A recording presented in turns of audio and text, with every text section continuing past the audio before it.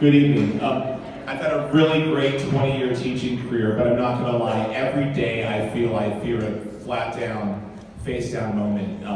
And one of my biggest obstacles to feeling like I'm teaching well isn't coming from anywhere but from inside the house. And I'm talking about the shame gremlins in my own mind. If anyone's ever read Dr. Brene Brown, they know that shame gremlins are the unproductive thoughts and beliefs that get in the way of us being the best teachers that we can possibly be. So I want to shine a light today on four shame gremlins you might be wrestling with in your own mind. And I want to flip the script. What if we took this mindset and applied it to our kids or our colleagues in the classroom? Gremlin number one, never good enough. This is the perfectionism we always deal with. This is the thing that says, the person next to me is doing a better job than me with that lesson. This lesson could have been better, If my boss sees that I'm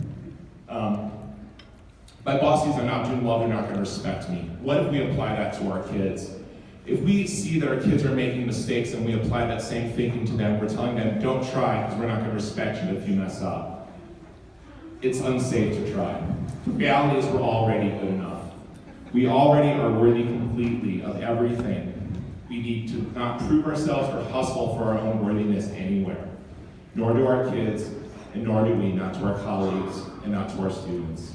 So to tame this for me, I just have to remind myself every time I have to show work to a colleague, and I fear getting criticism, or every time I have to walk in and try a new lesson with some risks in it, I have to remind myself that we're already doing a good job, no matter what criticism we get.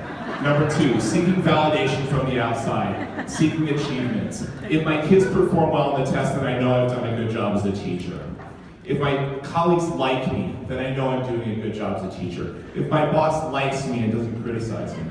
From the outside, what do our kids learn from this? Our kids learn that I'm the one that tells them whether they are worthy.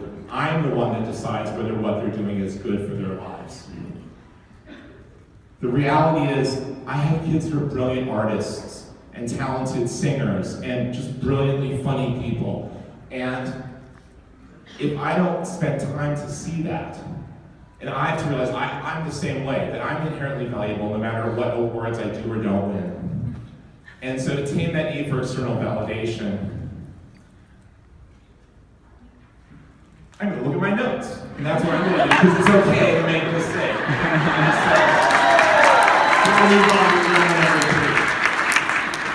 I am a math and statistics teacher. This is who I am. I think this work before all attitude can be really dangerous. I can rest when this is finished. I can exercise when this is finished. I can go to the doctor when this is all done, when the semester's over. What we tell our kids in this case is that what's happening in our class is more important than their health, than their happiness, than their personal safety, than their friendships and their family. And that you're only a math teacher to me. We all know we are much more than our job. Some of us are very lucky to have a job that we love, but we also have bodies. We deserve to go to the dentist. We deserve to have friends. We deserve to have fun outside of school. And so for me, this is so much about setting boundaries on my time and being clear about the things I need outside of school. I will schedule non-negotiable times to go see friends, to go exercise, to go to the doctor, to go to the gym. These are things as teachers that are really hard. All by myself, my fourth gremlin. I've got to figure this out all by myself. I created the problem, I better fix it. If I get help, I'm being weak. If I get help, then others will not respect me. What this means to my kids, students, you shouldn't need me.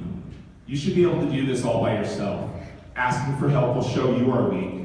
Asking for help, which means you're not worthy of my respect and admiration. And asking me for help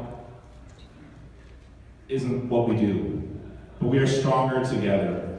We all need help to be helped. Nobody goes it alone. And when people ask for help, especially your kids, don't you admire and respect their bravery for taking a chance?